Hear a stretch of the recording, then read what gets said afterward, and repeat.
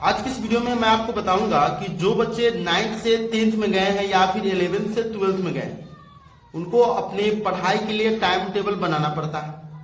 बहुत बार आप देखते होंगे कि जब भी आप टाइम टेबल बनाते हैं तो आप उस टाइम टेबल को 5 या 10 दिन तक फॉलो करते हैं और उसके बाद आप उसे भूल जाते हैं या फिर आप अपनी मर्जी से काम करने लगते हैं। तो आज हम आपको बताएंगे कि किस तरीके से टाइम टेबल को बनाएं ताकि आप पूरे साल तक उसको कंप्लीट कर सकते हैं और पूरे साल तक उसी टाइम टेबल के अनुसार से आप पढ़ सकते हैं। आप सभी जानते हैं कि 24 घंटे का एक दिन और रात मिलाकर के होता है। तो 24 घंटे को सबसे पहले आपको टाइम टेबल में डिवाइड करना है 3 भागों में। 24 को 3 भागों में आपको डिवाइड कर देना है। पहले 8 घंटा तो आप जो है आराम से जो 8 घंटा सोते हैं उसमें कमी नहीं करना है, क्योंकि जब भी आप नींद में कमी करेंगे तो आपका माइंड का जो कंसंट्रेशन पावर रहेगा वो कम हो जाएगा।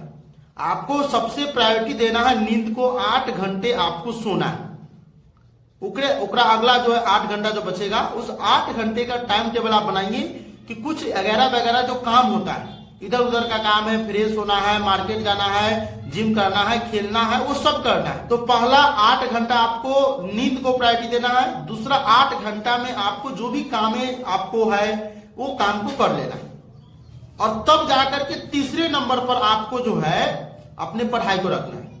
क्योंकि आप जब भी जन्म लिए, जन्म से लेकर के आप 9th या 10th में जाते हैं, 11th से 12th में जाते हैं, आप हमेशा पढ़ाई को 3rd नंबर पर रखें। तो हम आपको बताते हैं कि इस समय भी आपको पढ़ाई को 3rd नंबर पर ही रखना है। अगर आप उसे 1st नंबर पर लाते एकाबैग, तो आप वो एकाबैग उसे 1st नंबर पर नहीं ला सकते। तो पहला 8 घंटा आपको सोना है, दूसरे 8 घंटा जो भी आपको एक्स्ट्रा काम करना हो या इधर उधर का काम करना हो, खेलना हो, कूदना हो, सब कर लेना है।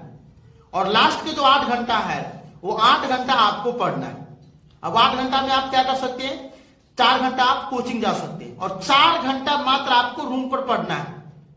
आप देखिए बूंदे बूंदे तालाब भरता है।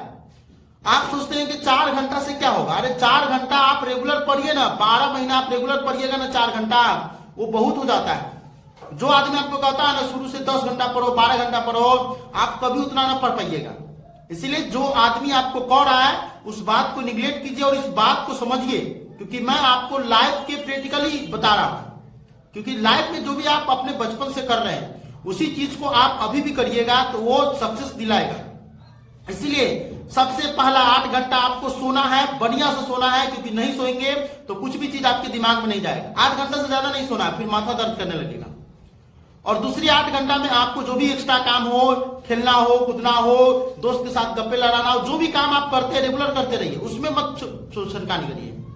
और तीसरा 8 घंटा में आपको पढ़ना है। उसमें से 8 घंटा में मान लीजिए कि 4 घंटा का आपका कोचिंग है और 4 घंटा मात्र आपको रूम पर पढ़ना है ना। और 4 घंटा में कम से कम आपको 2 घंटा मैथ बनाना है। 2 घंटा कम से कम मैथ बनाना है और 2 घंटा बाकी के सब्जेक्ट पर देना है। अब होता क्या है, बहुत सारे बच्चे पूरा सब्जेक्ट को एक साथ लेकर के पढ़ते नहीं। अगर आप शुरू में पढ़ रहे हैं तो कम से कम 3 महीना का, यानी कि 3-3 महीना का 4 भाग में डिवाइड कर दीजिए।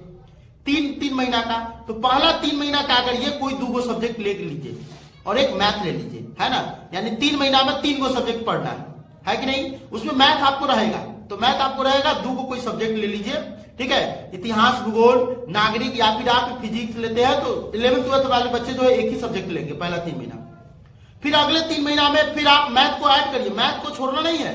और अगले 3 महीना में फिर आप 2 सब्जेक्ट को ऐड कर दीजिए। फिर अगले 3 महीना में 2 सब्जेक्ट को ऐड कर दीजिए और फिर अगले 3 महीना में आप 2 सब्जेक्ट को ऐड कर दीजिए। इस तरीके से आपका जितना सब्जेक्ट होगा सब उसमें आ जाएगा और लास्ट में आपका जो है बच्चे का जो समय उसी बीच में गैपिंग कर करके उसमें आप जो है उसका रिवीजन कर सकते हैं और इस तरीके से आप जो है अपने पढ़ाई को बेहतर कर सकते हैं। यह आपके लाइफ का प्रैक्टिकली मैं बता रहा हूं, क्योंकि बहुत सारे बच्चे, बहुत सारे टीचर आपको टाइम टेबल बताते हैं कि भोर में उठ के पढ़ो, रात में देरी तक पढ़ो। नहीं, आप जैसे अभी तक पढ़ रहे हैं उसी तरीके से पढ़िए, बशर्ते आप उसको 3 भाग में बशर्ते डिवाइड कर दीजिए और आप अपने पढ़ाई को इस तरीके से कंटिन्यू रखिए। अगर आपको इस तरह के और टिप्स चाहिए तो इस चैनल को सब्सक्राइब करें, बेल नोटिफिकेशन ऑन करें। फिर हम आपको एक नए टिप्स के साथ अगले वीडियो में आऊंगा। तब तक के लिए जय हिंद, जय भारत।